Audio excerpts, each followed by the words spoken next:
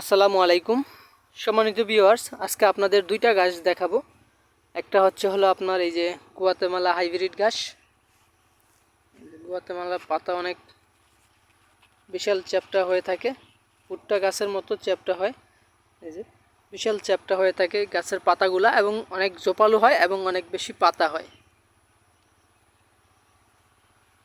তো এর পাশাপাশি আপনাদের আরেকটা ঘাস দেখাবো।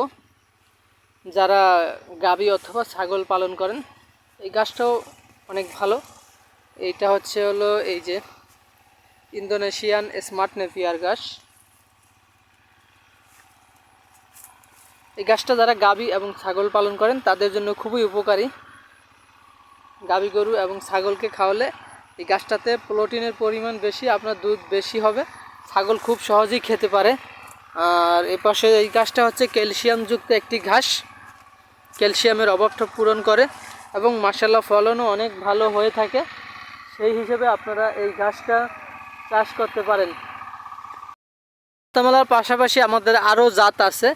তো এই যে এই পাশে যেই ঘাসটা দেখতে পারতেছেন, এটা হচ্ছে আপনার তাইওয়ান হাইব্রিড ঘাস, আর এটা হচ্ছে গুয়াতেমালা। তো আপনাদের যদি Guatemala smart Napier, Zara one, Taiwan hybrid ঘাসের কাটিংয়ের প্রয়োজন হয়, অবশ্যই আমাদের সাথে যোগাযোগ করতে পারেন। যেখানে দেখুন একটা সোপা আসলে বিশাল পরিমাণ হয়ে থাকে এই গুয়াতেমালা হাইব্রিড ঘাসটা। আপনি যদি একটা সোপা কেটে সকালবেলা একটা গরুকে দেন, তাহলেই কিন্তু একটা গরুর জন্য সকালবেলা এনাফ। এত পরিমাণ একটা সোপা হয় এই গুয়াতেমালা হাইব্রিড ঘাসে, এবং পাতাগুলো কিন্তু অনেক চ্যাপ্টা। দেখুন প্রচুর পরিমাণ চ্যাপ্টা হয় পাতা। অন্যান্য ঘাসের মতো এই গাছটা লম্বা হলেও কিন্তু নিচ থেকে নরম থাকে। তো সে বিষয়টা আপনাদের দেখাই। আসলে এই যে এই ঘাসটা কিন্তু এখন 7 ফিটের মতো হবে,